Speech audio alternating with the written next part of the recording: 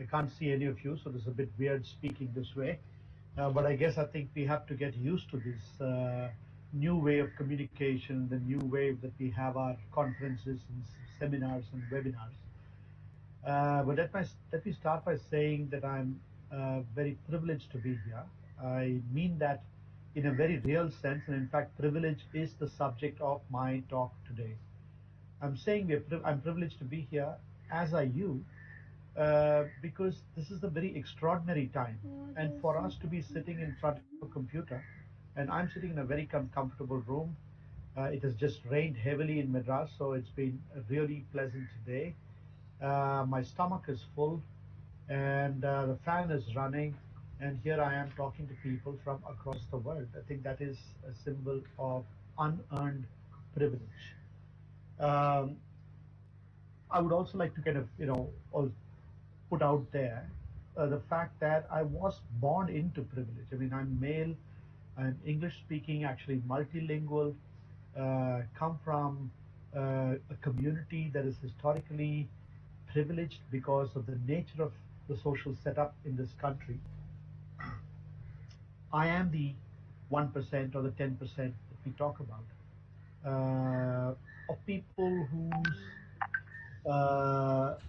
privilege and often whose reality is the only reality that informs how the world should run. This privilege often usually blinds you to many things. I mean, one of the things that it blinds us to is to believe that your station in life is the result of merit as opposed to just chance. You happen to have been born in a well-off family, you happen to have been born men, you happen to be able to have all the opportunities that these privileges give you. These privileges also open up many opportunities, and these opportunities end up putting you in positions of power. You become judges, you become politicians, you become scientists, teachers, IAS officers, and so on. And what this privilege does, it's almost a pathogen like the coronavirus. Nityanand, some of you might be knowing about him, but and I was told by Sivraj that a lot of new entrants or new participants who were not aware of Nityanand's background.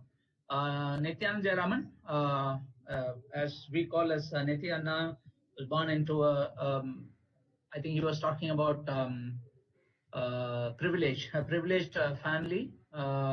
He's basically from a place near Madurai. His father was in central government services.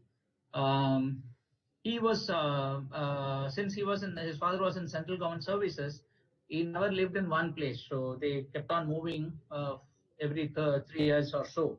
So he lived in various places: Madurai, Gujarat, Bangalore, and when he started going to school, I think they got settled in Madurai for some time. So from 6th, 7th standard to his 12th, he studied in Madurai, Kendriya Vidyalaya. So from there he went on to study, his plus 2, that is the 11th and 12th standard in Coimbatore. After that he joined PhD College of Technology. He studied electronics and communication engineering over there. He was not very enthused or interested in studying engineering, but that is the time where he started looking beyond his curricular activities. So one of his first attempts was to collect some signatures against the Kudankulam Nuclear Power Project. At the time, the premier of USSR, Mikhail Gorbachev, was coming in during Rajiv Gandhi's time. So he collected some signatures and sent it against that Kudankulam Power Project. That was his first, I would say, act of an initial act of his involvement into the developmental side or the environmental side politics. From there, like every other middle class engineering graduate of the 90s or early 90s, he also thought he should go abroad. But unfortunately, he was not interested in studying in his field, which is engineering. So he went on, picked up a scholarship in Ohio State University, and he studied journalism over there. So he went on to Ohio State University to study journalism, for which he had got a scholarship. During his course, he was interested in going to Alaska. Basically, he wanted to see I mean, like, not any tropical land boy. He was interested in seeing a continuous ice cape and a lot of the polar environment. So, to fund his visit to Alaska, he participated in what was called salmon fishing. Now, many of us may know what is salmon fishing. For those who don't know, I am also not very knowledgeable on the front. But salmon fishes are the fishes which live in sea. They come to pure water, that is fresh water, to lay their eggs. Privilege, the fact that the privilege often blinds us into believing that what came to us by chance is actually a result of merit. And also, the privilege also tends to open up a lot of opportunities for us. And these opportunities end up putting us in positions of power. So if you look at our court halls or the courtrooms, the judges are mostly privileged people. The bureaucracy is privileged people. Our political leadership are privileged people. And you also have the scientific establishment who are full of privileged people. And what happens is that these are privileged people with power, or PPPs. And these PPPs have an added problem. And that added problem happens to be that many of them believe that they are omniscient, that they know more than others, and not just about the area of their specific expertise, but about just about anything under the sun. Most recently, I think we have had some comic relief over the last couple of days when the US President Donald Trump talked about injecting disinfectant. I think that, that made us ridicule him, made us, question the fact that this man is overstepping his bounds. But this is so common. We find it happening all the time, that people tend to profess expertise in subjects that they are absolutely not experts on. Just about a month before the lockdown, um, there were two judges in a prominent high court in the country who actually went on to these judges. Well, I mean, let me say it's the Madras High Court, and the two judges of the Madras High Court often take a road called the Marina Loop Road, which goes through what is and was historically a fisher folk livelihood space. It's a road that goes very close to the Bay of Bengal, with the beach on one side and a lot of fishing boats. And one section of the Marina Loop Road also has a large concentration of fish vendors, women who sell fish that their men catch in the Bay of Bengal, bring it. And the road is actually a road only in so much as it's a multiple use space. The fisher folk use it for taking the fish out of the nets, for drying it at certain times, and during stormy weather, the boats are parked right in the middle of the boat of the road. But over the years, the road has been converted into a monopoly, or a kind of the sole use of the road is thought to be projected as mobility, or mobility for cars. And so that has come in conflict with the other users of the road. The judges who frequent that road find that the road doesn't, I mean, the beach doesn't look as nice as it should to their privileged eyes. They find the act of fish vending distasteful, probably because they don't eat fish, or because they don't understand why that squalor exists. And also they find that the delay to get to their courts or to their homes on their way back is unacceptable, and the traffic is being slowed because there are people eking out a living on the side of the road. They then come up with this outlandish proposal that the beach road, or the loop road, should be extended south across the Adyar River, cutting through several fishing villages, in order to make the travel from the Madras Beach Road all the way to the southern side much quicker. You probably end up earning or gaining about 10 minutes of time. But in the process, you disrupt fisher livelihoods.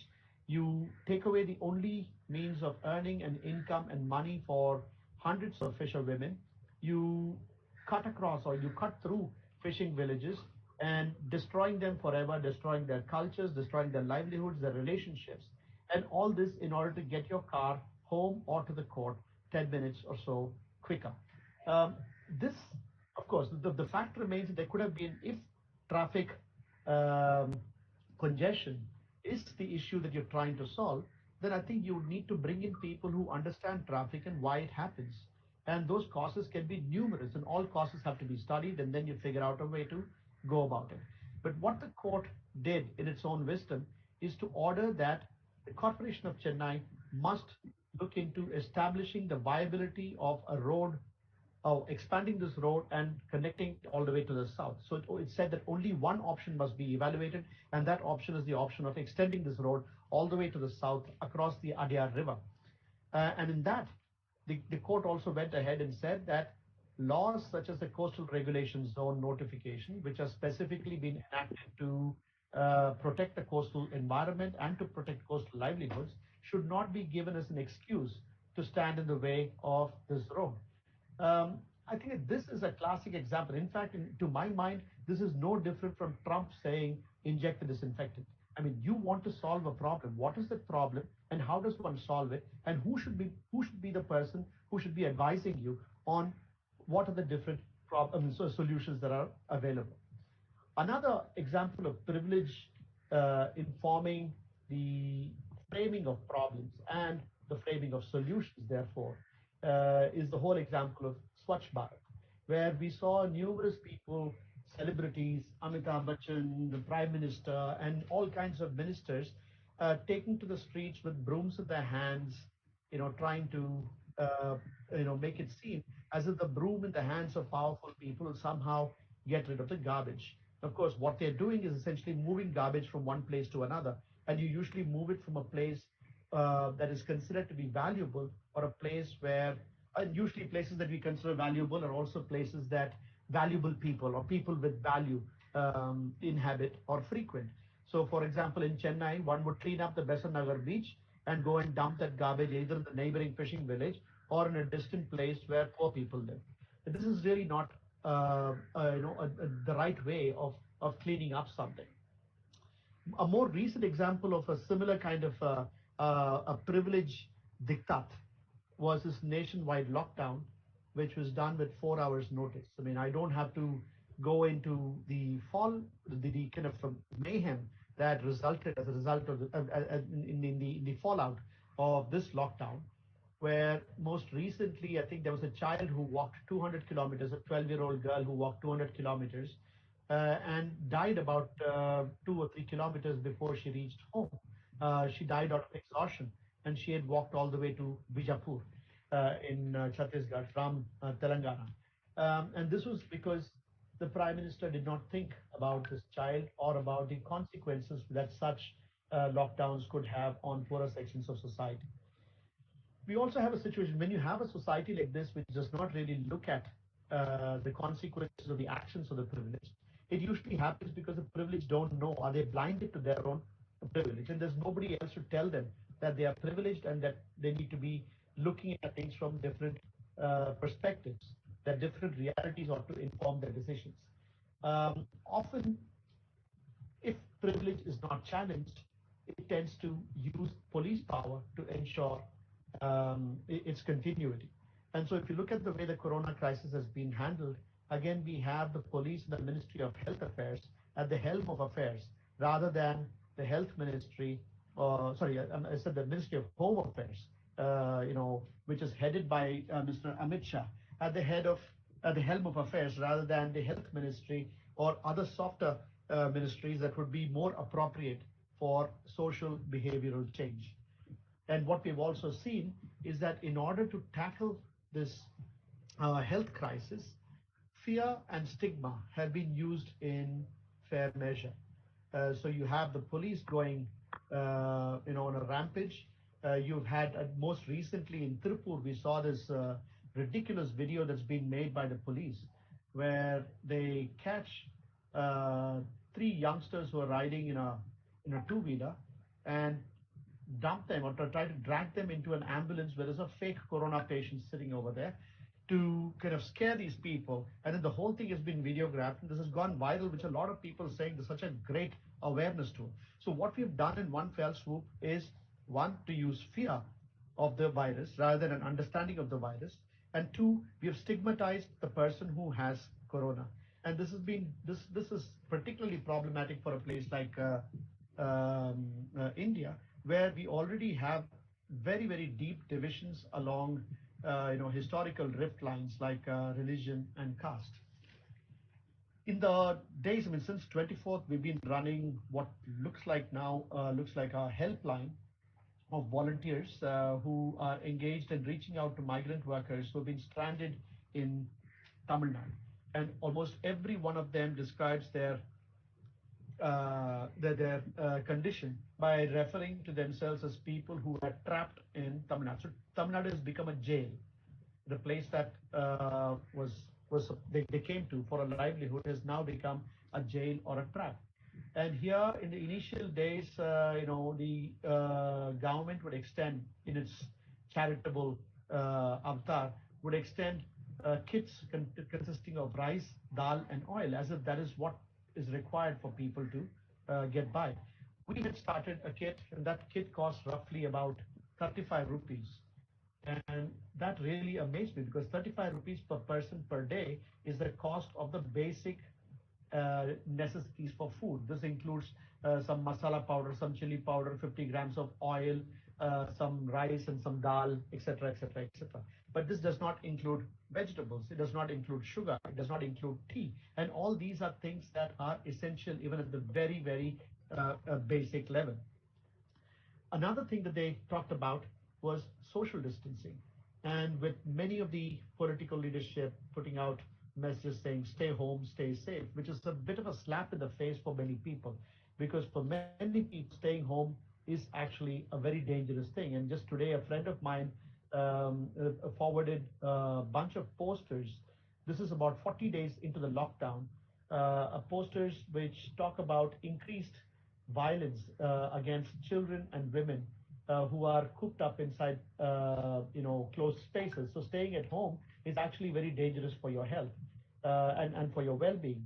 And this posters basically also gave the numbers of helplines, which I hope work in the state that people in distress can call.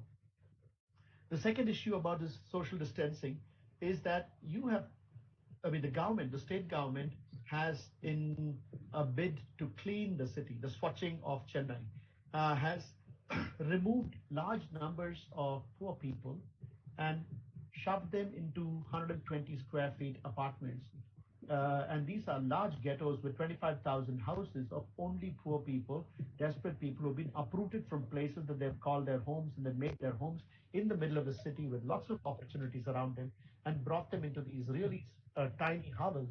And here they're expected to socially distance themselves. I mean, you can, if you stretch your nose, you can scratch somebody's head. That's how small these places are. The second thing, and this is the whole rhetoric of washing your hands. I mean, how do you wash your hands when you don't have water? And many of these places don't have water. So what you've done is, I think that our Prime Minister has also been traveling quite a bit. He's been influenced by all the people he's been hugging. And as a result, he's come back to India to give us formula that may have worked in Sweden or in Washington, but cannot work in Kolkata or in Bombay or in Chennai. Over here, we would need a very different kind of an intervention. And also, we're talking about the entire nation locking down. We're talking about close to 1.3 billion people locking down, whereas each of our cities are larger than many nations. Chennai alone has a population of about 8 million that would qualify as a nation in most other parts of the country. So looking at it in a more nuanced manner is something that the leadership did not do, could not have done because they are blinded to their privilege. This did not happen in places where democracy is still alive. And Kerala is a good example of that, where I think that the people, even the people with the privilege, have been reminded because of a very active social democracy of their obligations and responsibilities. And they've also been reminded that in these instances, the what you do to take care of the people who are poor or people without access to all the resources that others do is not an act of charity, but it's an act of rights. Uh, so, in a sense, democracy is the best counter for privilege. But what we are finding is that in order to protect this privilege, democracy is constantly being undermined. I'm talking about privilege because I think that I had originally Bala had asked me to speak about myself, which is not something that I am very comfortable doing. But what is interesting is that uh, I find privilege to be the defining kind of a characteristic of a person like myself. And my first encounter with privilege was in the Narmada Valley when I was about 24. I had completed my formal education, which means that I was an educated person. And I had been educated for at least 3 years before I went to Narmada Valley. And what I saw over there was something that really affected me deeply and has given me the kinds of frames with which to analyze society. In 1995, I went to the valley. I went on a two-wheeler. We rode triples with Medatai and myself and another person who was riding the two-wheeler. And we went to a place called Kevadia Colony. And Kevadia Colony is one of the first rehabilitation sites when the dam was being built. And in fact, unfortunately, that colony was again displaced when a new statue for Sardar Patel was erected in that area. Uh, and here the questions that were raised, I mean, the dam was built in a sense, if you were to look at it in a very kind of a mechanistic or outcome oriented framework, one would say that the fight against the Sardar Sarovar Dam was a failure. But what the dam struggle managed to do was to propel into public psyche the question about who pays and who gains. And this actually underlies a lot of the problems with the way problems are being defined and solutions are being defined. In fact, what I'm seeing increasingly, and even with the coronavirus, I'm seeing that there are more people who are affected by solutions than there are by problems. In Bhopal, in response to the corona crisis, the Bhopal Memorial Hospital, which was set up primarily with money from Union Carbide, penalty money from Union Carbide, to cater to the diseases that resulted from exposure to the toxic gases during the Bhopal gas leak. This hospital is a multi-speciality. It's quite a high-tech setup. Was the first one to be commandeered for COVID relief, and the poor people who are incidentally, almost everybody who was affected by the Bhopal gas leak are people who come from extremely marginalized communities. And these people were denied treatment over there. Now we've had out of 9 deaths in Bhopal, all 9 deaths are of people who are gas survivors. So again, over here, the solution is the one that was a problem and not the problem itself. So then this brings us to the issue of who defines the problem and who's defining the solution, because the person who's defining the problem also gets to define the solution. If I am a resident of an upper caste resident of Besant Nagar and I go to the beach, then I can define the problem as the beach is dirty, and the solution would be to clean the beach and take that garbage and dump it elsewhere. For the person who's in the receiving end of the garbage, my solution of cleaning up Besant Nagar beach is the problem. And so I think it becomes crucial. And this is something that my real education after I returned to India actually gave me over the years, is that the persons defining the problem often are either clueless or do not care about the the consequences of defining the problem in that manner to certain communities of people. Also, when I was in Baroda in doing articles on the Narmada movement, I also became aware that there are people who are using science in a very interesting manner. I went to an engineering college, very particular about this to say that I went to the college. I did not really study engineering. I went to that college because I think that there were people, there were classmates of mine who did study engineering, who knew what it was and did quite well in that. But I also found subsequently that a lot of what you're taught in engineering colleges is to not worry about how the problem is defined. The emphasis on solving problems inside engineering colleges uh, actually made you disregard the more fundamental question of whether or not the problem has been defined right. Um, so often you have places like IIT or elite engineering institutions where the kids are great at solving all the wrong questions. So you get the right answers, but the questions are fundamentally wrong. So as a result, you end up having a wrong answer. Um, in Baroda, I also got to meet a lot of young people who are associated with the Narmada Bachao Andolan, who were using science, engineering, hydrology, and these things in a manner. This is, I'm talking about in 1994, 1995. So a person called Shripad Dharmadikari, who has now gone on to set up something called the Manthan Research Center. And I remember going to the Narmada Bachao Andolan office, which is a typical activist office with two rooms. The kitchen is just overflowing with, used teacups, and there are papers stacked everywhere. This is from the days before the computer was common. And Shripad was sitting there, hunched over a bunch of papers, working out the river flow, how much water the river actually has, where that data comes from, and debunking claims that the water will never reach Saurashtra or Kutch as promised by successive governments. And Shripad's calculations have borne out. The water hasn't reached Saurashtra or Kutch. It went, as was rightly predicted, to the industrial areas of Ahmedabad and Baroda. But what was very clear is that these facts did not really matter. What mattered was the spin that the politicians were good at giving. So if you spin it and say the water will, the power of the power of the promise is the water will come to the dry regions of Gujarat, and people wanted to believe it, and so they believed it. And the fact, any facts that you present to counter that did not really matter. Interestingly, between Narmada and Narmada, that is about 5 years in 1990, in 2000, I went back to Narmada for what is called the Jal Satyagraha. And there was a huge convention in a tribal village called Domkedi, which is an island, literally an island in the Narmada River.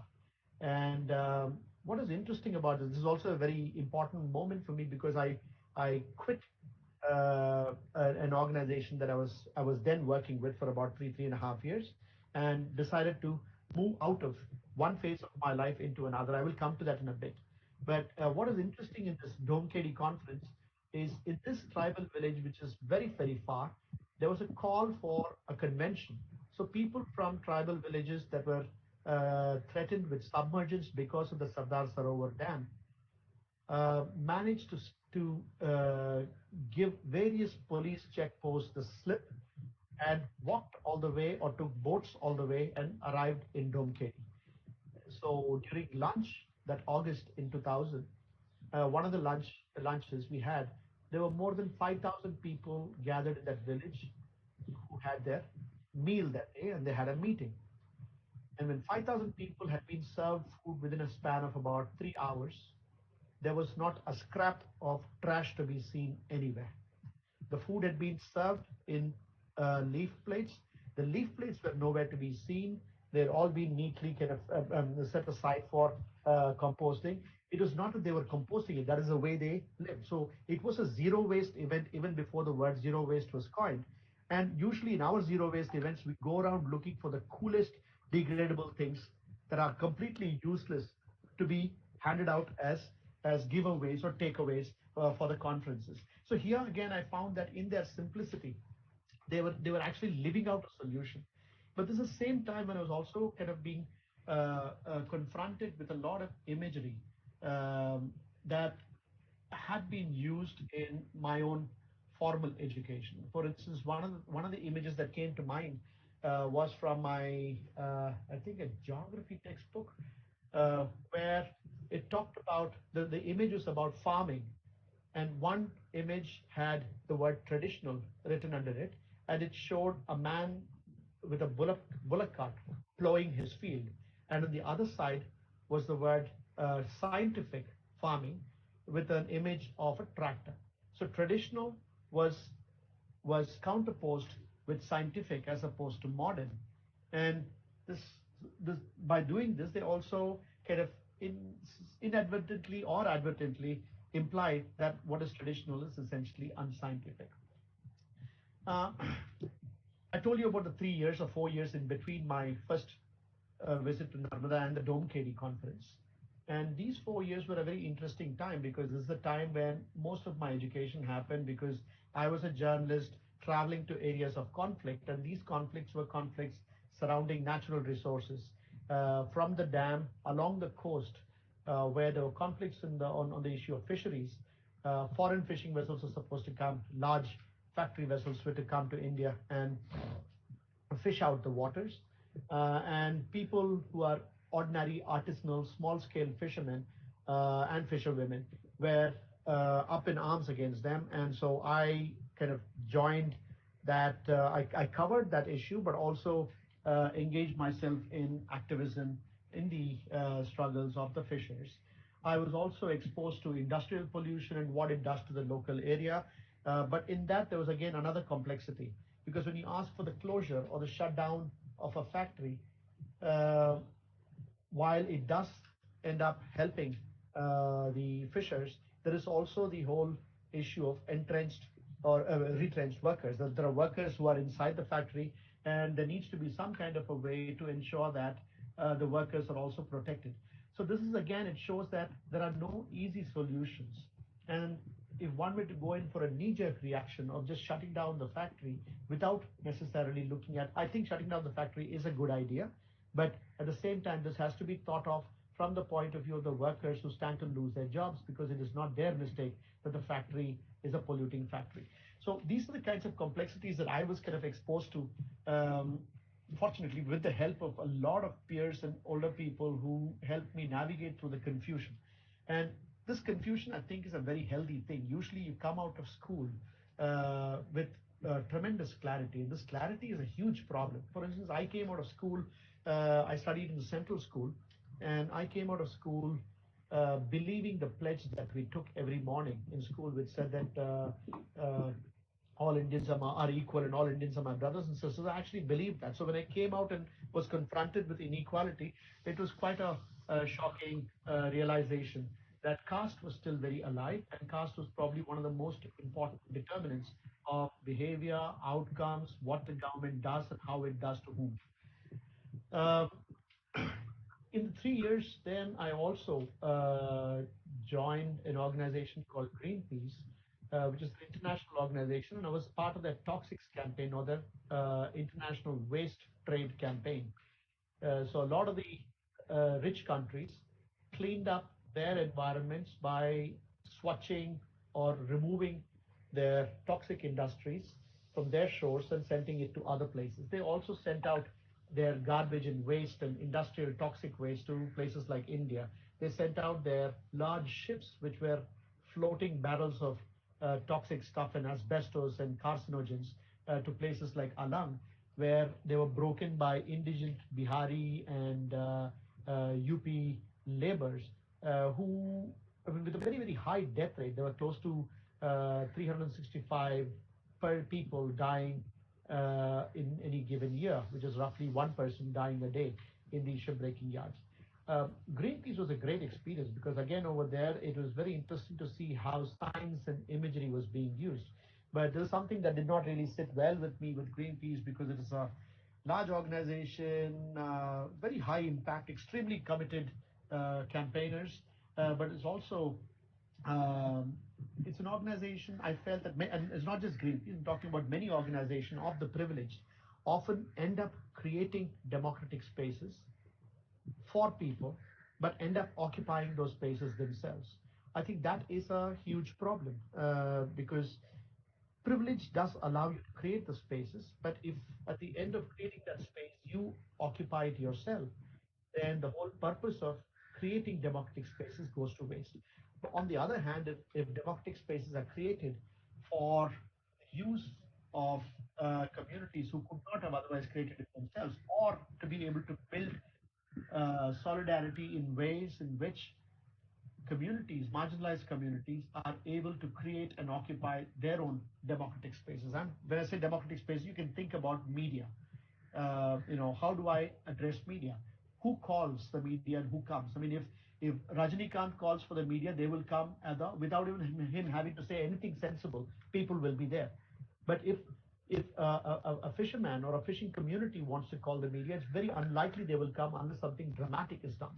So this was one thing that jarred with me. So in 2000, at the Dome KD conference in Narmada, I decided to quit Greenpeace. But of course, I must say that I learned a hell of a lot from my co-campaigners who were great teachers, and particularly on science and the art of campaigning.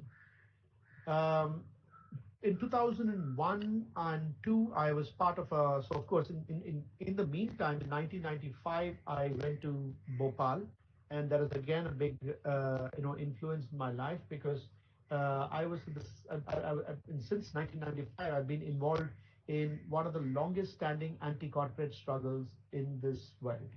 And with the people of Bhopal, largely led by women.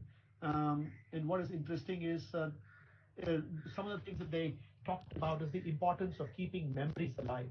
And Bhopal is a place that has fought to keep that memory alive, because usually the oppressor tries to bring in forgetfulness as a means to get rid of its liability. So here in Bhopal, you had the whole fight of memory against forgetfulness as a fight against oppression.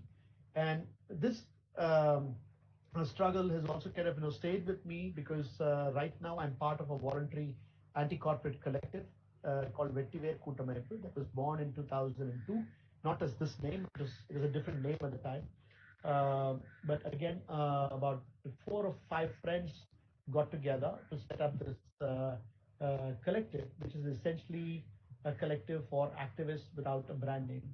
And here the idea was to again bring in young people and engage them in extending solidarity to communities in struggle, and in the process, hopefully get the youngsters to be able to complicate their understanding of society, to be able to understand their own privilege, to be able to engage themselves later on in creating democratic spaces, in strengthening local democracy, and in learning to work without hierarchy and without too much concern about just making a name, because this name and ego and brands, these things tend to interfere with what you're actually trying to do on the ground. So this collective is now 18 years old, and there is no membership, so there's no way you can enter the collective or leave the collective. You are in the collective when you're there, and you're not when you're not. And as a result of it, people find it comfortable to come in and move out. In fact, a lot of our old friends are part of this new initiative, which has lasted about a month now, where we are we were reaching out to migrant workers who are stranded in Tamil Nadu, to see if we can extend, if we can either get the government to provide them what is their due in terms of rations and in terms of other support, or also give them proper information, etc. Now I'm just coming to the end of this talk. Just in terms of, since I think the corona crisis isn't on top of our minds all the time, what do I see as things that I can take away?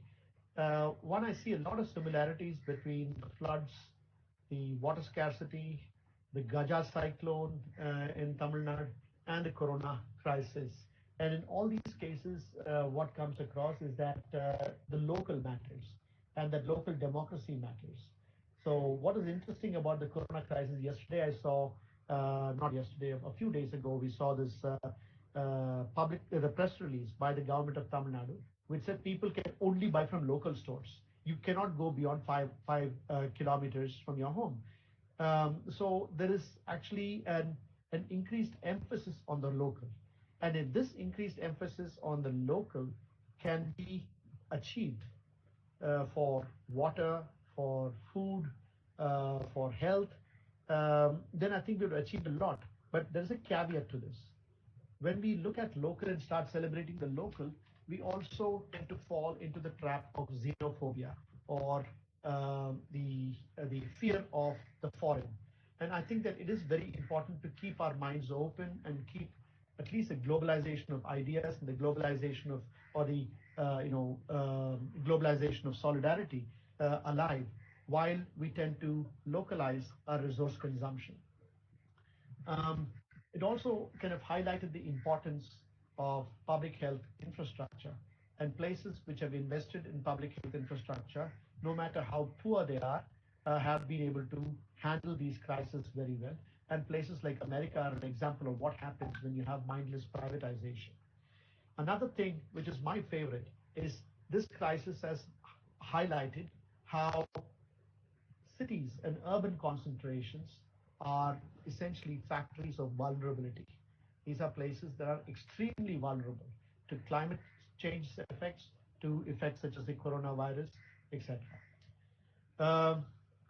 Another very shallow kind of a takeaway that many people seem to have had from this is the link between the lockdown and blue skies, clear waters.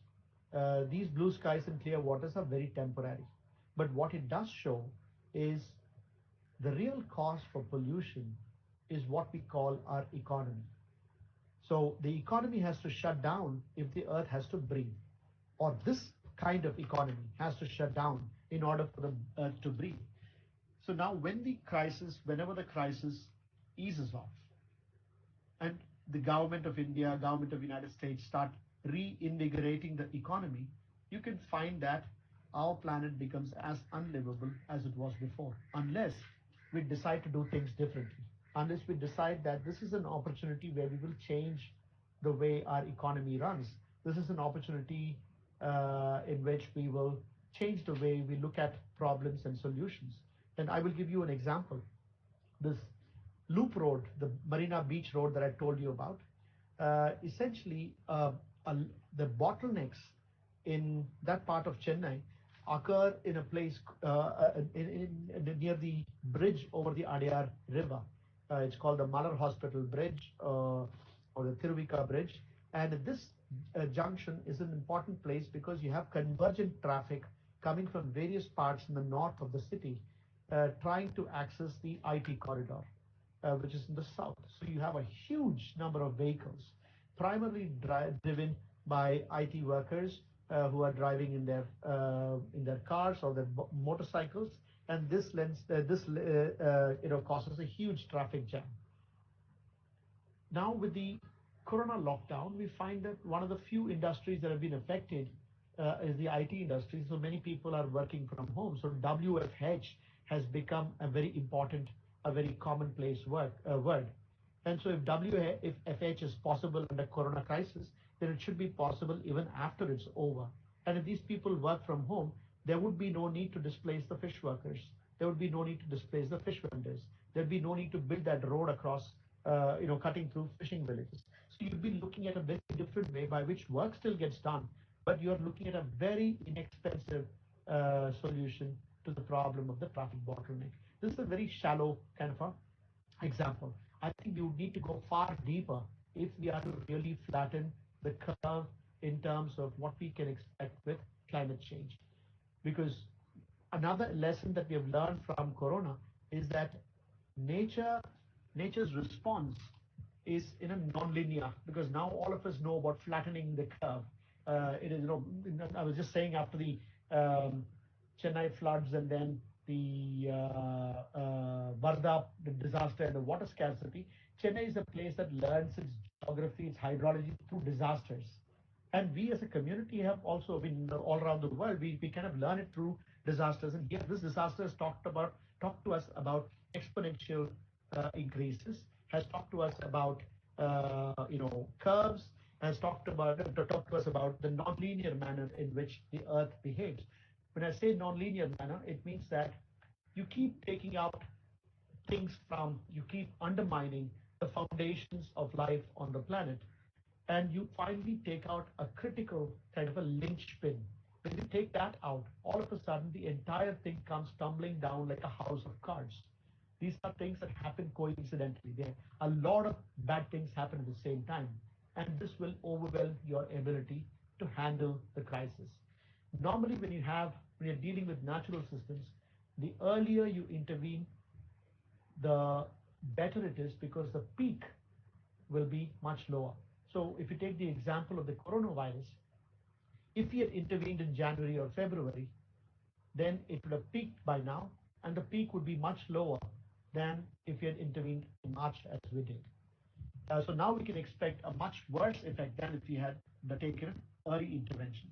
The early intervention in this case would have been in the form of, ensuring physical distance between people, ensuring that large events are not organized, and ensuring that certain areas are quarantined or are closed off, not the entire nation, but hotspots, and much more screening, etc.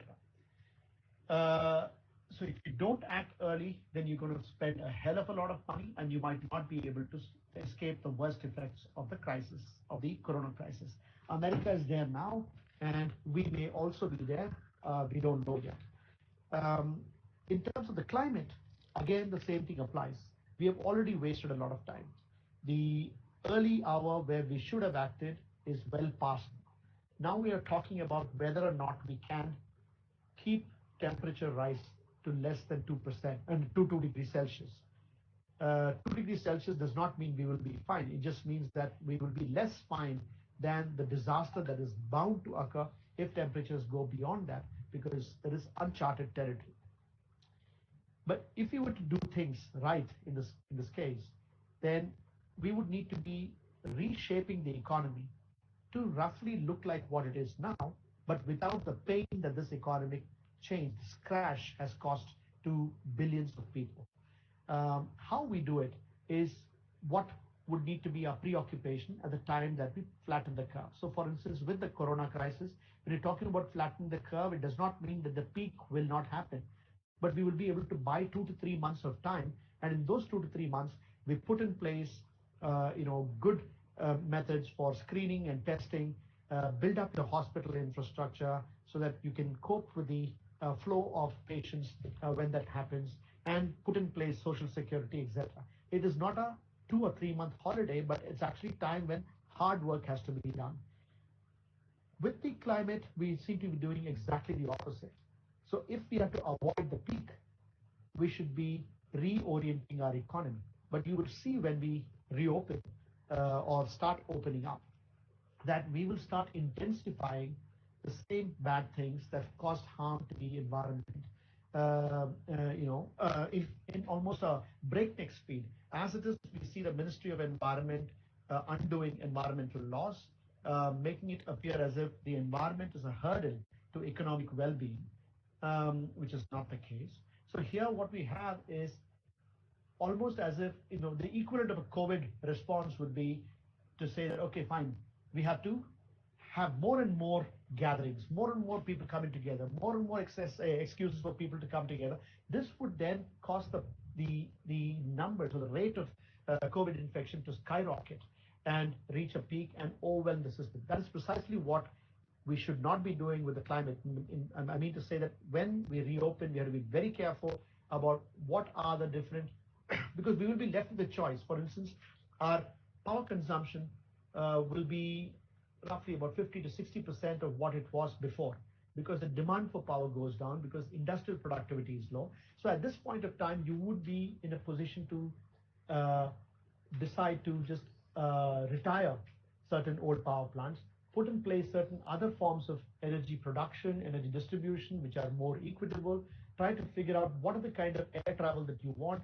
Chennai can do without another airport. This is a great time to take the decision and say, let's do away with the airport. Let's just cut down the air travel and have more webinars instead of having conferences, international conferences that people have to fly to.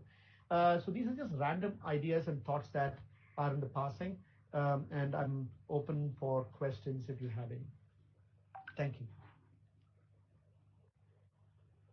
One of the reasons,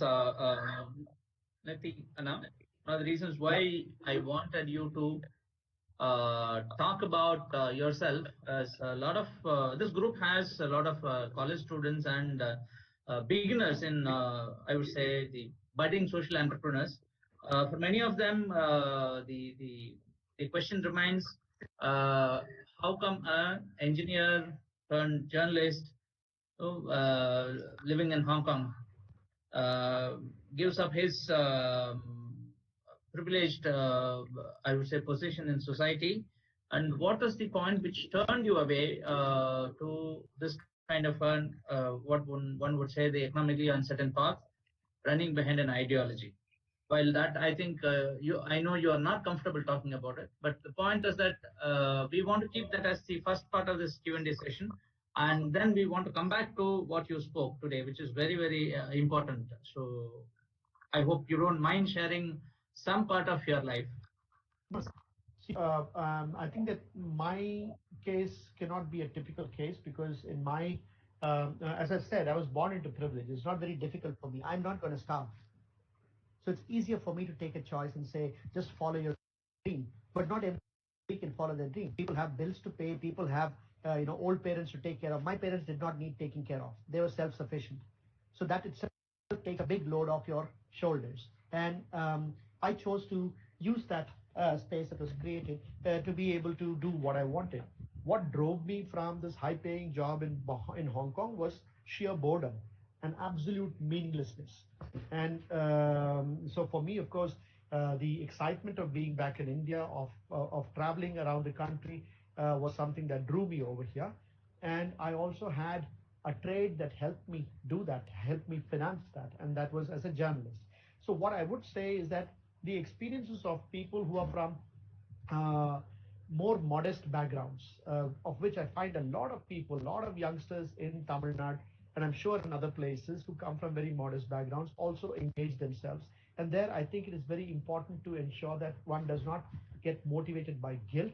But if there are ways in which, if you find that you are interested in doing the right thing, you're questioning the issues, then I think it is important to come together with other friends because this these kinds of people are not rare. There are many, many, many, many people like that roaming around, and it is important for them to come together, but also for people like that to not be too concerned about devoting all 24 hours. I think that it is important to see whether you can contribute 2 or 3 hours while you also take care of your home situation. Of course, if you come from a position of privilege where money is not a problem, or then a basic standard of living can be guaranteed and you can enter full time into issues like this. I think that one realizes that uh, the money part of it is probably the most important challenge for a lot of young people, that keeps them from dedicating themselves almost whole time into this. And I think that there is no easy way around it. You have to find something. Ideally, you find something that is very close to your heart. Sometimes you'd be doing corporate work, which is okay. You do your 8 hours of work there, come out, and when you do your corporate work, it does not mean you cannot have an anti-corporate ideology or a corporate critical perspective. So it is not. I think that a lot of people are torn by a guilt that they have a corporate job but actually don't want to do that, but are being forced to do that. I think in those instances, one has to understand that the circumstances are such that the family needs money, but you can figure out how you can work for the rights of the workers inside that establishment or get together with other people. In most cities and most places, there are uh, small platforms. Cuckoo itself is an example of a platform like that where young people can come together and make some meaning out of their confusion. I don't know if I've answered that question, but that's my long and short of it. Okay, probably we'll keep coming back to that point later in the session. There's a question from Nathia, a research scientist from Scotland. As you have rightly pointed out, our way of living is the cause for environmental crisis. Do you think we need to think about our obsession with economy, technology, unnecessary travel, urbanization, and so on, and think about strengthening our villages, investing in agriculture instead? I think that that would be definitely a step in the right direction.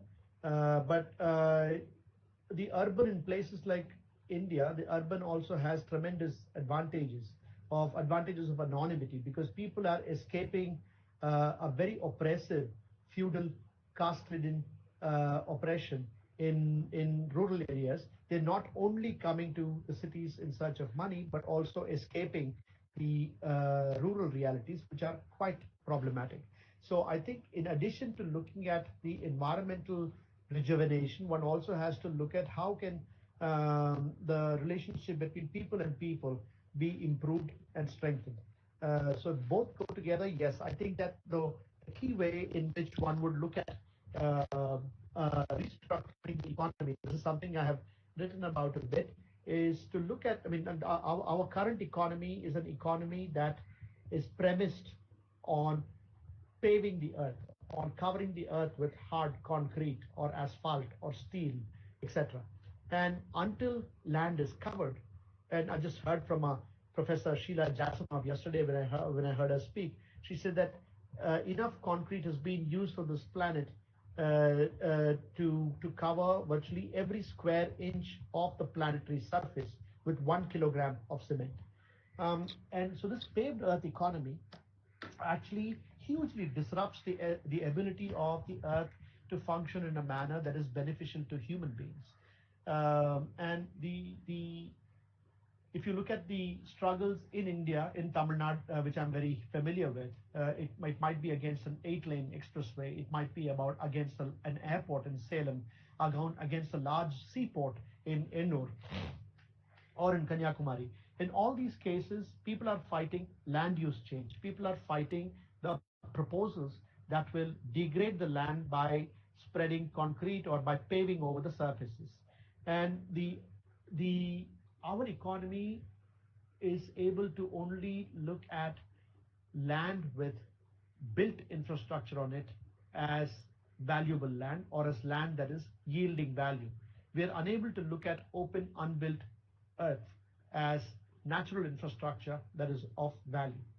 And so, if we were to look at redesigning our economy, then our economy would have to celebrate open, unbuilt spaces, would have to be able to extract value by allowing land and water to remain open and unbuilt. This does not mean do nothing, it just means do differently to the land. Okay, the next question is from Abhishek Venkat. What keeps you motivated in your journey when you look at how the government works so anti-environment? Many instances of this would demotivate any activist stroke environmental worker. So how do you keep yourself motivated through it all? One, I think that I'm fortunately inherently optimistic.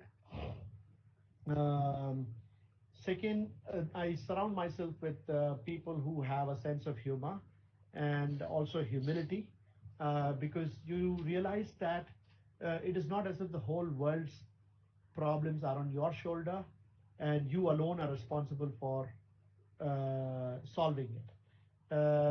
On one hand, without taking away the power of the individual to join in change, I think that it is important to realize that you are nothing. You need to be able to be humble enough to understand that you are up against very large forces, and the way you take on large forces is by grouping together with other small people like yourself. It is also very important not to take yourself very seriously, because when you understand the magnitude of the problem and you understand that you're trying to push in different points to create change, then it is important to know. I've seen a lot of people who engage in, who probably set up a change.org petition. They click 10,000 signatures, but they find that no changes happen, and they say, "Oh, what can people do? Nothing can be done." That is not the right attitude, because I think that what is important, what really kills the possibility of good, positive social change is cynicism. And if you can have a community of people who prevent you from slipping into cynicism, it is possible. Even for optimistic people, it is possible to slip into cynicism. I think it is important to keep yourself surrounded by a community of people who are looking out for you, who tell you when you're taking things way too seriously, who are able to, beat some sense into you when you lose your sense of humor. So I think this is very, very important. That's a very, I think, valid point you made now.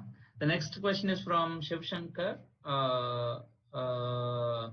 What do you feel about India's education system? Is it helping students to understand the society? No, no, I think that an education system would be a good idea. But we still don't have that. I think we're very, very far from it. In fact, what we have is a de-education system. We have a system that takes good, intelligent children and converts them into idiotic machines. We have a system because any education system that cannot appreciate the value of questioning, the value of irreverence, is an education system that should not have the word education. That's a big system. What we have is that we have to produce products for the industry. We are not engaged in producing people, thinking people who build communities. So I think that is something, that's a role that civil society has taken on, and in many instances, parents and family, not many instances, I think in rare instances, parents and family also contribute to helping children survive the education system and come out with some common sense despite our education system. Hello? Hello, can you hear me? Okay. Okay. The next question is from Mokshawati, BSW final year student at Madras School of Social Work, Chennai. I support that idea of our economy, I support the idea that our economy is the real cause of pollution and other harm to nature. But development as such is focused more on buildings and technologies, but without understanding our past ways of lives with nature was more developed only to solve many more problems. Without understanding our past ways of lives with nature, I'm not able to understand. So sorry, I'll just move to the next question. It's not very clear. I think what she wants to say is, I think our journey without understanding our past is the reason for more problems. No, I think that there's merit in that, but at the same time, the past cannot be glorified. Our past is, particularly for India, I think we come from a very casteist history. Unfortunately, we are living in a casteist present.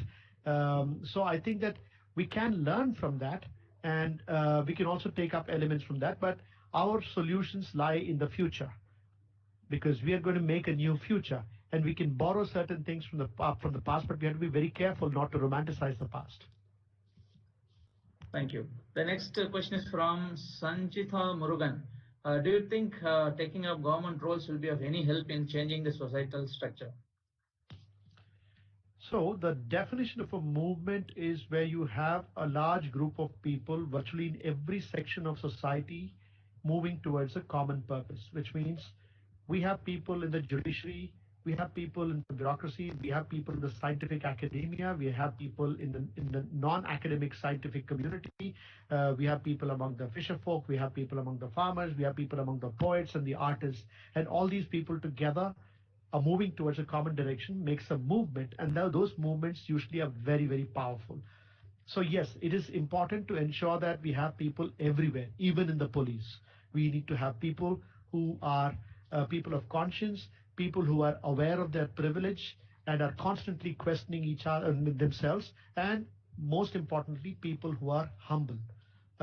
If we have these kinds of people in positions of power, then I think that the world would be a much better place. Okay. Next question is from again Sanjitha Murugan. How do you gather people for any stronger cause? Any cause? How do you really influence or convince common people? Because she is finding it difficult to move people towards any cause. I don't think there are any blueprints for this. I'm sorry, I can't answer that question because I'm not so much a grassroots mobilizer. I can't give rousing speeches that will gather people, etc. There are other people who do that, and I think you should speak to them. But usually, the work that I do, I can talk about how to lend solidarity to people who are already moving. So I work with communities that have have identified an issue, and those communities are in need for certain kinds of assistance that they are themselves not able to fulfill. And so we extend solidarity to organized grassroots communities. The kind of mobilization that we do is largely that we do through the collective is largely through largely among middle class youngsters in the city, and that is done through word of mouth. As I said, young people are generally interested in issues of justice, and when you put things out, we call for a meeting, we have activities that engage them, and people come together. So right now there are at any given point in time, if we have some kind of a crisis, for instance, right now there's this elevated expressway on the beach that I started talking about, the road across the Marina Loop Road. And for that road is it is a problem that has a very clear impact on places that people value. Those places might be livelihood beaches of fisher folk, or tourist beaches, recreational beaches for other people like myself. And so putting out information about this, calling for a meeting, once the meeting is convened, identifying things to do and doing that with purpose, one way of mobilizing. So it all depends upon, if you're not success in way you have in your attempts, then maybe you should try again, maybe you should try differently, because there are no formula for it. Many times we call for meetings, and the number of organizers exceeds the number of other attendees, 2 to 1. That also happens. But as I said, I think you need to be innovative. Just to come back to your vetiver collective, Anna, you told me that there are no permanent members or something like that, and it relates to this question. Then how do you really have a plan? For example, you want to take up any cause, you really don't know how many people will come, or how many people suddenly people don't come. So how do you handle the situation? So the cause is actually an excuse. Yeah. The real reason why we're doing things is the process of engaging with, say, for instance, there was a group called the Reclaim Our Beaches that was that came together in 2008 or so, and this is a group of youngsters who felt that they wanted to clean the beach, or they want the beach to be a clean, safe, and inclusive space. And we said, okay, fine, that's a great idea. So they'd come to us, and they'd come to me and ask me about the idea of cleaning up the beach. And then we went through a process of questioning and about whether the cleaning of the beach is really an environmental good or an environmental problem. So they started going deeper and deeper and deeper and deeper into it. The beach remains as unclean as it was then, but this process of about 3 years, where this Reclaim Our Beaches tried to engage the problem of garbage, ended up cleaning a lot of garbage inside their head. And they were far more aware of the caste, gender dimensions to garbage, the environmental justice connotations to garbage. So the process itself complicated their understanding. I think that was very, very important. In terms of what do we do if people don't come? If people don't come, then we go and look for another way to try and get people to come. And then people come, but they might not stay. Then you keep trying. So we've had, so far in the last 18 years, there have been 3 very strong groups of young people who have formed. One was called Youth for Social Change. The other was called We Feel Responsible in the early 2000s, and then Reclaim Our Beaches. All these groups lasted for about 2.5 years, and then disintegrated, which is a good thing, because it reminds us that all things eventually disintegrate, and that's a good thing. We should allow it to happen. You're not trying to create permanence over here. You're trying to create permanence of ideas and passing on of ideas, but not necessarily of institutions. After the Reclaim Our Beaches, we have tried many times to create excuses for groups of young people to come together, but the chemistry magic has to be there for that to happen. And so the one essential ingredient is some kind of an impetus or a catalyst that brings people together. Once people are brought together, magic may or may not happen. But if you don't bring them together, it cannot happen. So what we keep doing is keep having events and other activities which bring young people together. The next question is from Satish. As you told about signature collecting process, he says he has also signed many petitions digitally, which was surrounded with a lot of friends for social issues. But he does not know how it works and how it resolves the issues. Can you explain it again? So signing signatures, I mean, signing petitions does not always result in the demands being met. Usually, signature campaigns have different. One, of course, it is important to state on record that you have a problem with something. So, for instance, Anand Teltumde and Gautam Navlaka, these two very prominent civil rights activists, Dalit rights activists, nationally prominent activists, were arrested under the the NIA recently, and the NSA, National Securities Act recently, and thrown in jail.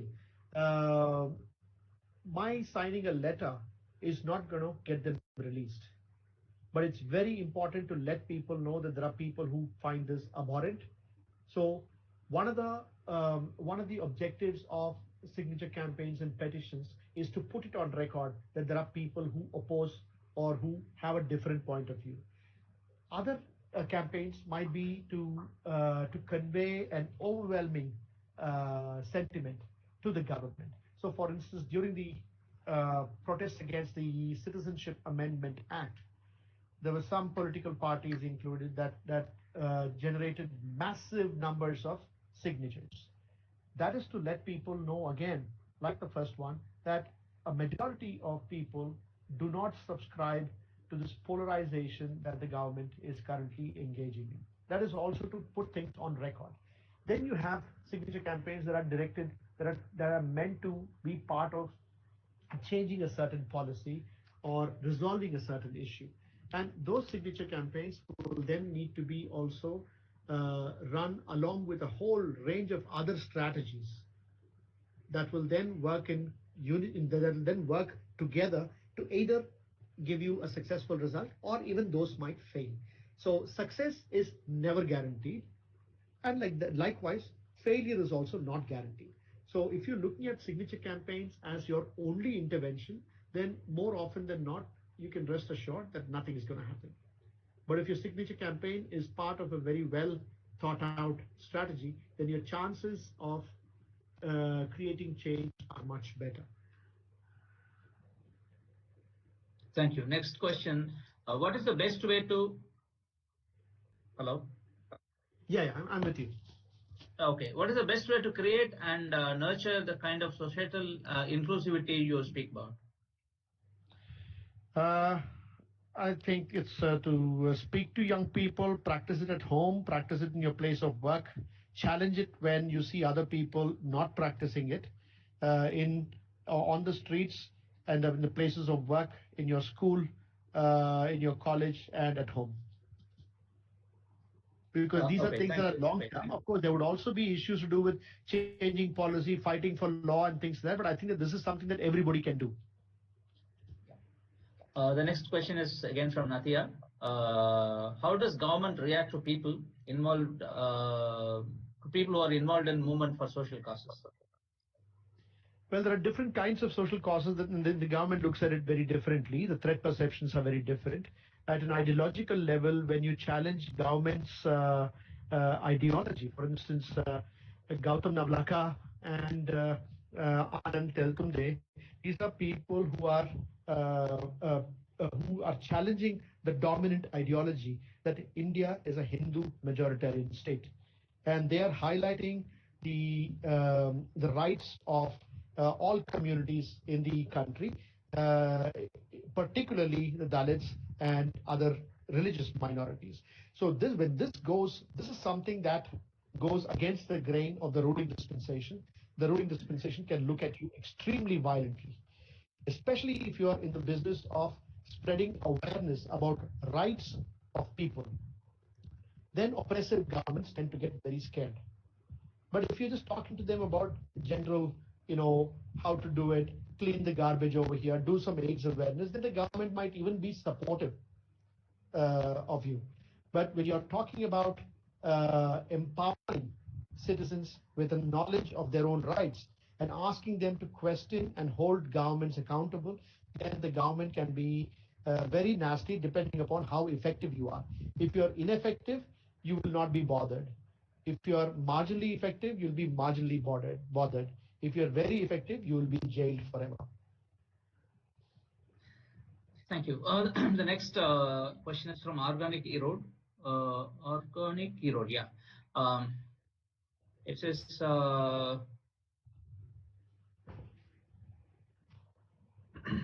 we need more youngsters looking at the problem's multidimensionalities. Why not? Why don't you start a kind of experience sharing of how the problems were looked at and how the solutions were given to the community, as the community is the one that should be pushing for the solution of win-win kind. Can you spare some of your time in this? I think I'm already doing it to the capacity because as I mentioned, the campaigns that I'm engaged in are excuses to work with young people. So I think most of my time and interest lies in working with young people. I do not like formal, structures of education or awareness building. I prefer more hands-on when people are engaged in extending solidarity with community struggles, then it is easier for them to learn. And the learning also happens on a peer-to-peer basis, people learning from each other in working towards a common cause. So that's something that I'm already doing to the capacity, to the, I wouldn't say the maximum of my capacity, but to the capacity that I'd like to keep it at. Oh, thank you. The next question, what do you think are the basic things that we as youngsters should be doing to have a positive impact on the environment? Wow.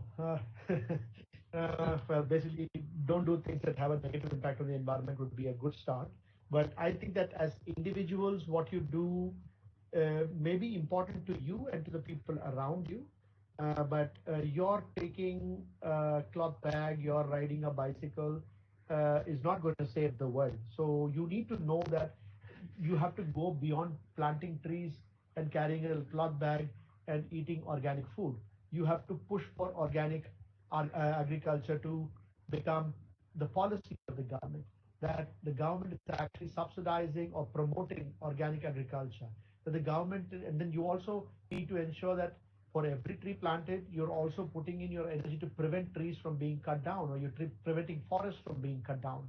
So if you're not engaged also in the fight to challenge, because what is happening is while we are trying to fight against plastic pollution, while we clean up beaches and all that, the industry like Reliance and Dow Chemical are ramping up plastic production multifold.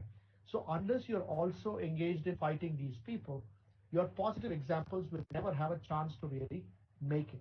So you need to be engaged both on the construction side and on the struggle side. Construction side or the reconstruction side is the side where you're talking about healing places, etc. Sometimes it might be difficult for the same individual to be engaged in both the protest and the struggle and the reconstruction. In those kinds of instances, then you need to ensure that your community of activists is not only looking at tree planting, only looking at organic farming, but is linked to the other social struggles, in a very deep way, so that the struggle against caste oppression and the struggle for organic farming have to go together. Otherwise, it is possible to have a good organic farming all over the state of Tamil Nadu, where the caste issue has not been dealt with. So you're having a feudal, caste-ridden setup that is generating organic produce. That would be a wasted opportunity. Thank you. The next question is from Anusha. You said that we can be critical about the corporates and get involved in anti-corporate activities even if we work for a corporate. Can you explain how to build proper balance in doing both and not to feel guilty about working in a corporate for our day-to-day needs? See, the thing is that you're not selling your soul. You're only giving your labor by working in a place. So if I work for the government of India, I can't take responsibility for the government's crimes in Kashmir. So I need to be able to realize I will be responsible for whatever I have contributed. Over there, on that aspect, I think you need to be able to work to your conscience, and also taking into consideration the other compulsions that you might be faced with. Guilt is an extremely toxic emotion. And I think that is something that will make you helpless, and will also, if you do something out of guilt, it takes the joy out of the activity. So what I would suggest is, if your circumstances force you to be in a certain place, then please do that. There's no question of balance. Just do that and see how much time you have without killing yourself, how much time you have to devote to issues that really you find important and valuable. Thank you. The next question is again from Argan Kirod. You showed some maps of Chennai city that would get submerged due to the sea rise. Can you elaborate about this and about submergence of other places along the coast of Tamil Nadu? So as I said, this whole thing of nature's behavior in a non-linear fashion. So you keep, like, it's 2 times 2 is 4, very small. 4 times 2 is 8, very small.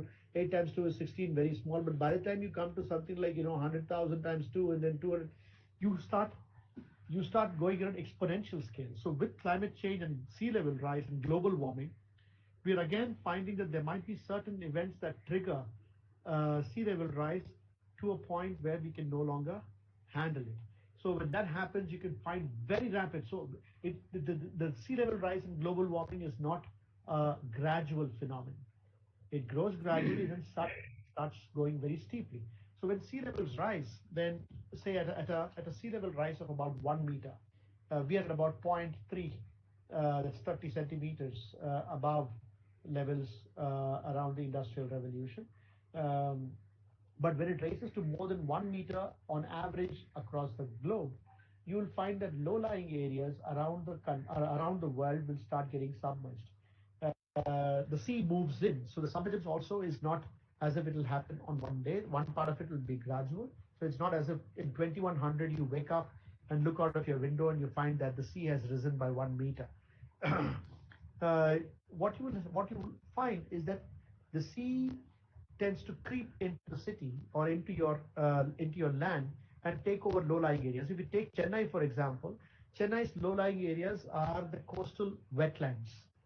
So the Pallikarnai marshland, which is connected to the Bay of Bengal through the Adayar and the Kovalam estuaries. Running between the Adayar and Kovalam estuary is the Buckingham Canal, and on the western side of the Buckingham Canal is this vast spreading marshland, which is low-lying lands called the Pallikarnai marshland. This entire area will go underwater because of sea level rise. Likewise, with places like Ennur and Pulicat, which are all large wetlands, these are areas that are already underwater, but the government is trying to reclaim these areas for industrial real estate.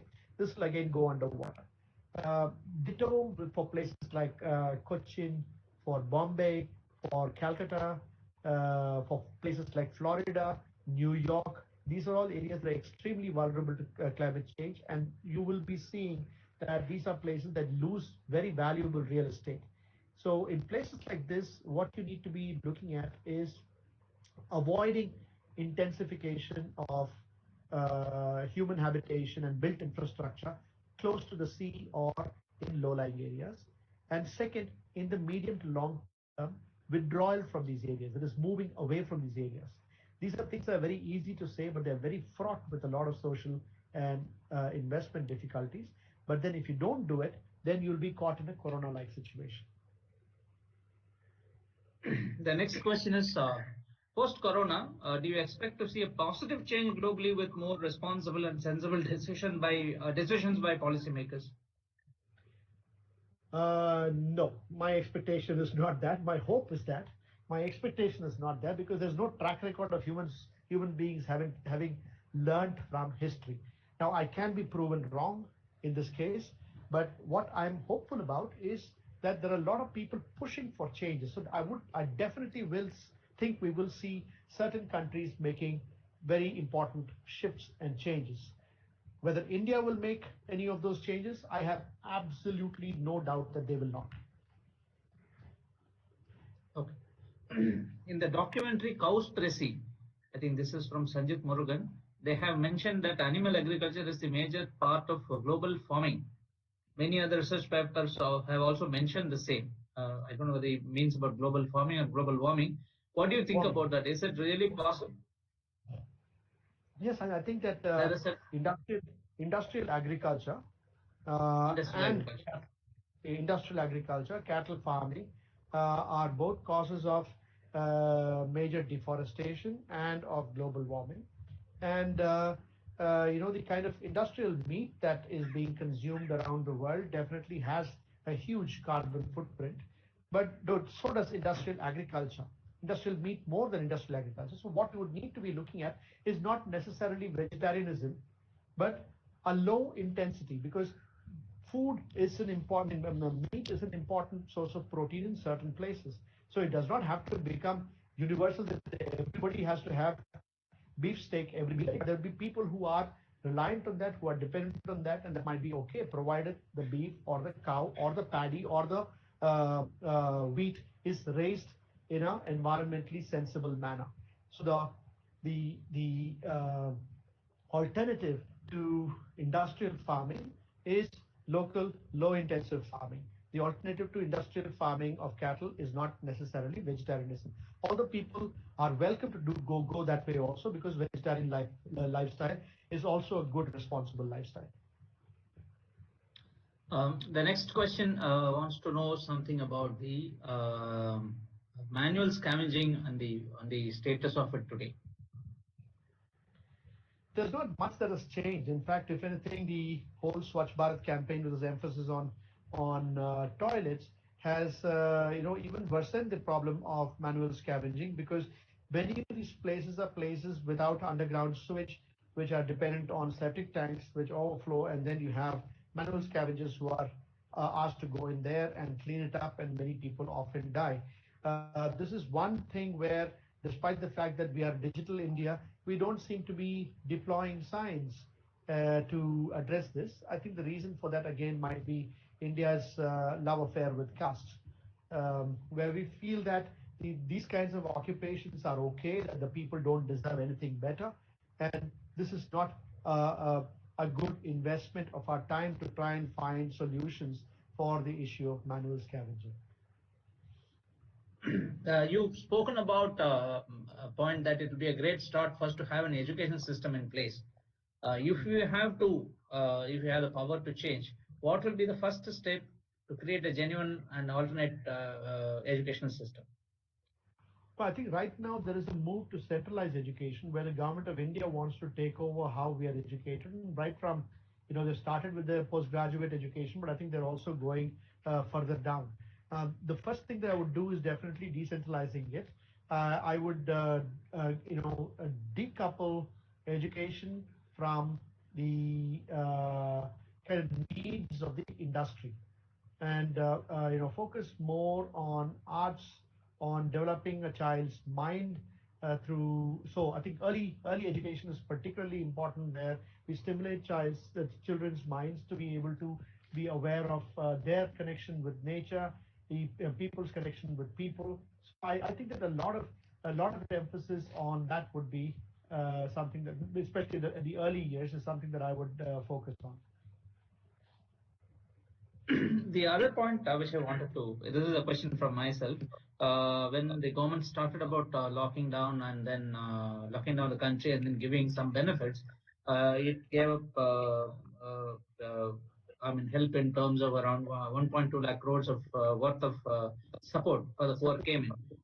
But typically the communication from the government, from various sources of the government, one thing one finds it very funny is that the name poor or food seem to have completely vanished from the communications. Across the world, people are talking about releasing the extra food grain stock which they are holding, but I don't think the governments are even talking about it. What is your view on that? I also find it very weird, because these are things that can be addressed very easily. For instance, in Tamil Nadu, because we are engaged in this quote unquote relief work for stranded migrant workers, we're finding that the revenue authorities do not have enough rations to distribute, do not have enough rice and dal to distribute to their to people who are stranded.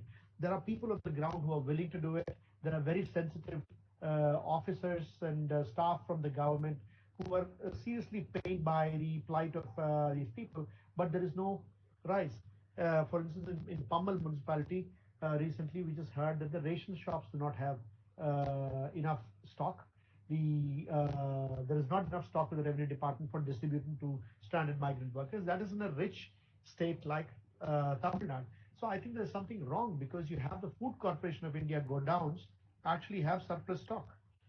We have more than 2.5 years worth of stock in our granaries, and outside we have hunger, which means this is very much like your Bengal famine, a kind of a human-made starvation episode because of the insensitivity of our rulers. The next question is, how is the corona situation worsened the biomedical waste treatment disposal? So the area stroke people around waste dumps will be more vulnerable post-corona. So this is the kind of issues that come up when there is not sufficient communication about the dangers of corona. So infectious diseases, for an infection to affect you, you need to come in contact with the infection. Now, if that infection is corona, then you need to come in contact with the corona infection. If your medical waste handling methods are very poor, then well before you get affected by corona, you'll be affected by the other diseases also. So the issue is that right now, I think hospitals are not treating other illnesses.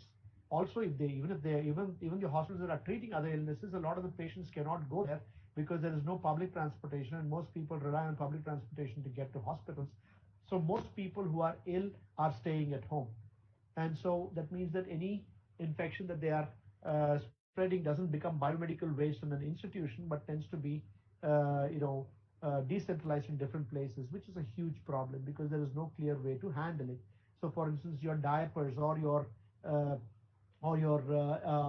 nappies for the elderly, these are things that would then be disposed in the local area, and that could lead to additional contamination and spread of contagion. What is important to realize is that corona is not the only infection. It is not the only health issue. There are numerous health issues. So you don't need to be worried about corona spreading because of improper biomedical waste handling. You need to be worried about improper biomedical waste handling because that will lead to the spread of all kinds of diseases, including corona when corona is there, cholera when cholera is there, and typhoid when typhoid is there. The other point, sorry, I'm going back to the question which I raised. Not just the government, we also find the judiciary responding in such a way that for a particular petition, I think Supreme Court asked, when the petitioner wanted monetary support to be given, the response was that they've been given food grains and basic food grains, and why do they need money? The entire political narrative seems to have, or probably I don't know whether conscious or unconscious, seems to have shifted from probably left to the center to complete to the right side, is the feeling. What is your view on that? No, I think that is very true. I think, as I said, this is what I said about the PPP, people with power and privilege, or powerful people with privilege. These are people who are blinded.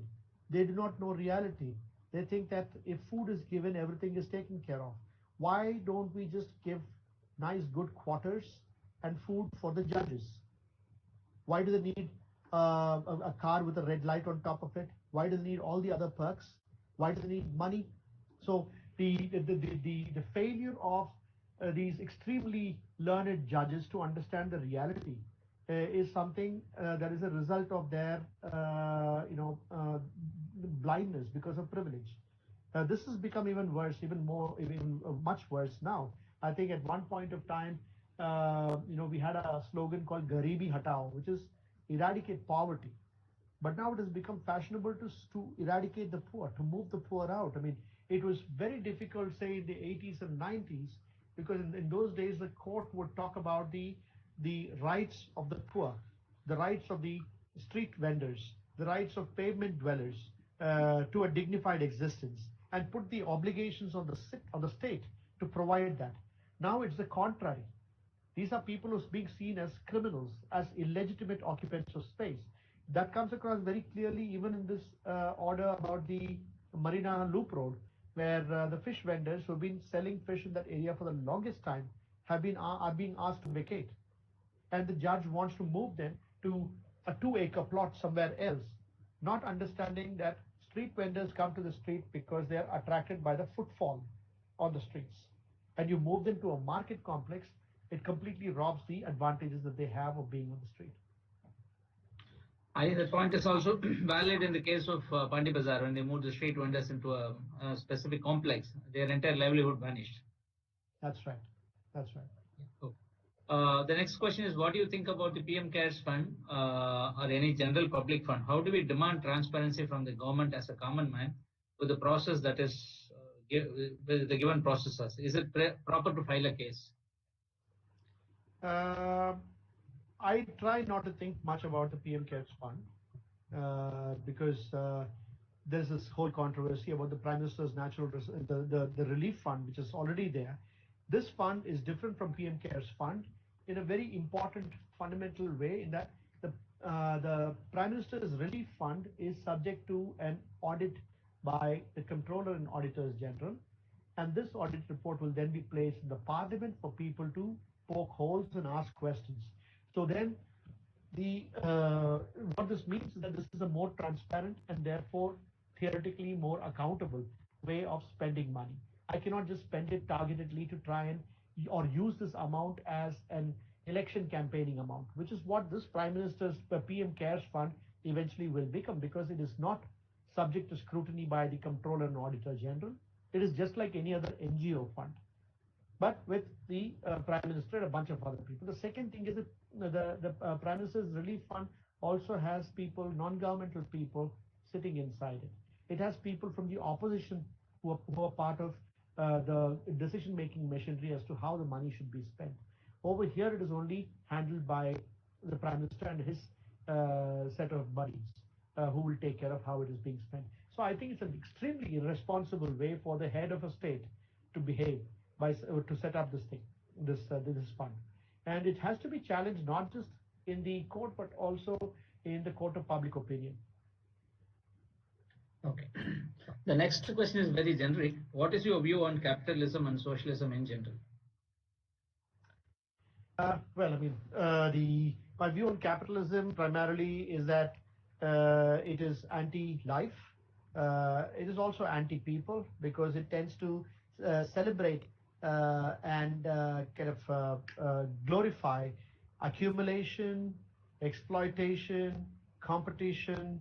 These are all issues these are all values that will not help us build a society that can behave responsibly with nature, or behave humanly with other communities.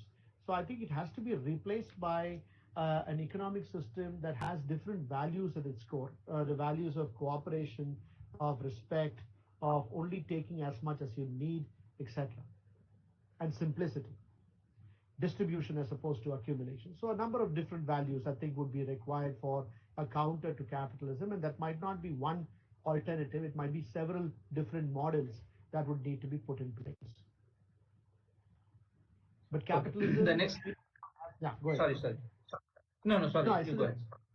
I think that capitalism is antithetical also to democracy, because it tends to create people with a lot of money. Then you can't have equalness in the society. So I think that it is more difficult to achieve equality and hence democracy in a capitalist society.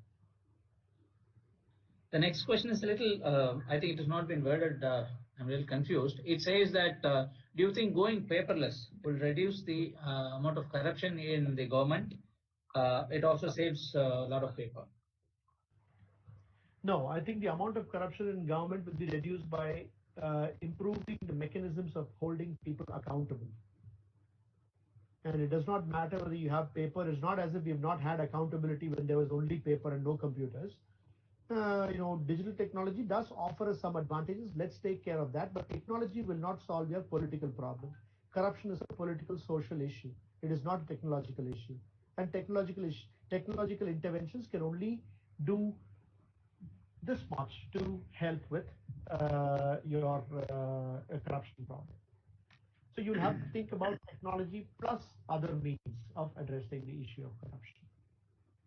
Okay. The other point, a couple of days back, we had Mr. Kutambak Milango on our on the conversation, where no, he was one of the wonders of local governance in Tamil Nadu. But even at some point of time, he was defeated even at a local level election, largely by the use of money. One was thinking that money is used only in, I mean, MP and MLA election. Even local body elections have started becoming, I would say, getting influenced largely by money. How does one circumvent, or how does one handle such problems? No, I think it's the same issue. I think that there is no electoral reforms is something that has been electoral reforms, judicial reforms. These are all very important reforms that need to be brought in, because there needs to be transparency in how money is raised and how money is spent in these elections. I think that the local panchayat elections have also been subject to corruption and use of money for a very long time, especially in places where there are powerful interests. Wherever there are industries, like for instance, I know that in the Padaverkad area, there are large industries in the Pulicat area. There are large industries that are already there, and large industries that are set to come in. And several of the panchayat election, the leaders have been sponsored, quote unquote, by these large industries, and now they can do it legally in the name of CSR, corporate social responsibility. So I think that the way in which one would be addressing it is not only looking at the election time expenditure, but also scrutinizing expenditure by corporations in the name of corporate social responsibility, because there's a lot of greenwashing, a lot of purchasing that happens where just recently we also learned that Vedanta Sterlite is engaging in corporate social responsibility in Thoothukudi in the time of Corona. The question is, a responsible thing for a corporation to do would be to obey the law.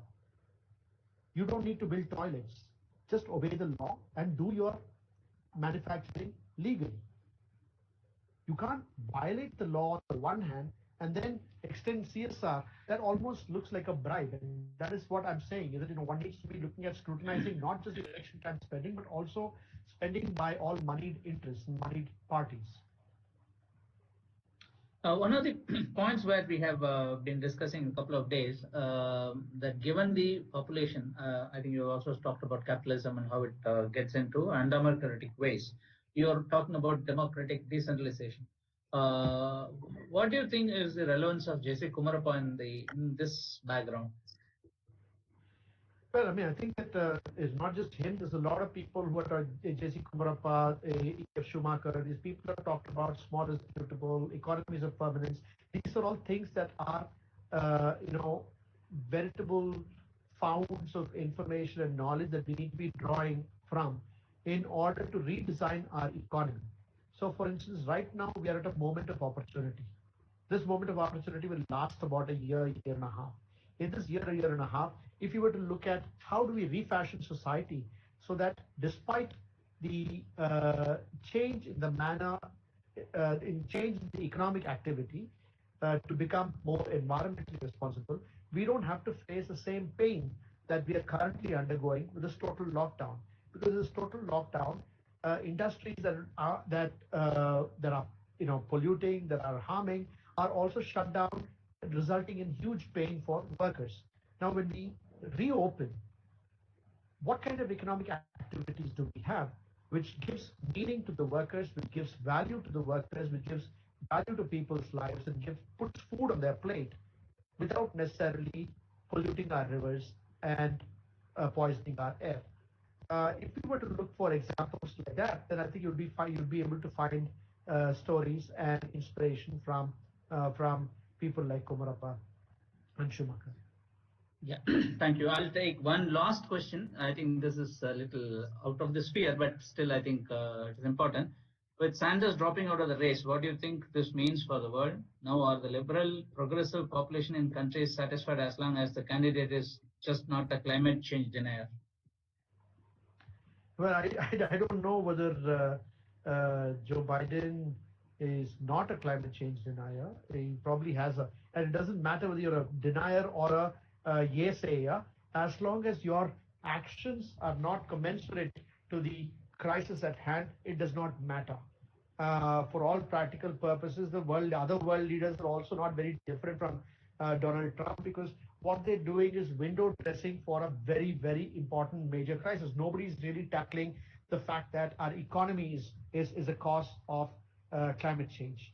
Regarding whether Sanders was in the race, I don't know whether he was really in the race, because it is very difficult for Sanders is an activist. He's a person who speaks his mind, and it would be very difficult for. I think it would be great for America to have had a president like Sanders, but I think he did not have a chance to really become the president.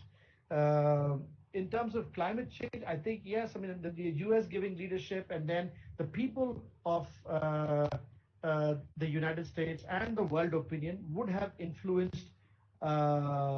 would influence a candidate other than Trump. Trump, I think, is immune to public opinion, and as a result, he is particularly dangerous. With other people, we have a chance of influencing the leaders, Republican or Democrats, with other points of view. So that is where things stand. But I feel that regardless of that, what needs to be really understood is that none of the world leaders are really challenging the economic system. None of them are really taking the Wall Street head on. They believe that the Wall Street and these big corporations are part of the solution. Wall Street and the big corporations are part of the problem. You cannot have a Wall Street intact and these large financial institutions intact and still hope to survive climate change. Okay. Sir, we have come to the end of almost 2 hour session. I'll take this one last question, and after that we'll close. Do we have any hope at all to reverse things in this planet? I don't think it's a matter of reversing. I think that how do we go forward? Reversing is a very, very different thing. We cannot go back to 1750. We can't go back to 1600 or whatever. What we're talking about is, what does world look like in the decades to come, in the centuries to come? Do we have a chance? Absolutely, we have a chance. I mean, so many people would not be fighting and shouting and doing webinars if we thought that there's no chance. The whole idea is that the chance is there. Will we take it or not is a question. Hope is one part of it. Hope is where you really don't have control over things. When you go in a plane, you hope that you land, because you really don't have control. Even the pilot has only so much control. This is not a matter of hope. This is a matter where you actually have control. We are the ones. Humanity is the one. Humanity is what brought this world to a crisis, and humanity can take us back from it. And for that, there would have to be change. Is it possible? Yes, it is possible. Is it easy? No, it is not easy. But then, what's the fun in just fighting easy fights? We need to have people fighting the tough fights as well, because that is where the challenge lies. And these fights, we need to understand and ensure that we don't fight it in a simplistic manner. It will be very easy to have a solution to this problem of overconsumption that has led to global warming by saying, let us eliminate 4.5 billion people from this planet, or say 6 billion people from this planet, by poisoning them. Because then we only have about 1.5 billion people, and they can consume and have an American-style lifestyle. That is also a solution. In whose point of view? So I think if you're looking at an environmentally sustainable solution, then you have to have that solution also be socially just. If not, I will fight that environmental solution, because that environmental solution is a problem. With that question from Satvika, we have come to the closure of this conversation. Nityanand, your concluding remarks, if you want to say anything. I think I just said it. I think that environmental sustainability has to go hand in hand with social justice. Otherwise, it's a wasted opportunity. I think is the one we have been always emphasizing. Environment and inclusiveness cannot be two different things. Thank you so much, Nityanand. It's been a pleasure. Though you still not very comfortable talking about your life. With my interview, which I have done it in Tamil, so I'm circulating that to participants at the post to the session, so they will get an understanding of what made you to come this side and fight for environmental causes. That's an inspiring story. It is very important stories to be told, Nityan. At the end of the day, So we talk about issues, we talk about solutions. Individuals, inspirational stories are far more impressive than theories. Many times we have felt. So anyway, we don't need your permission. I hope to share your interview. We will be sharing that.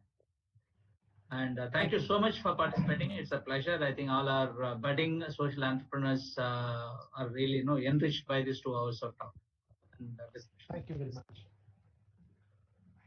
Thank you. Thank you. சூரையமுதே Kannamma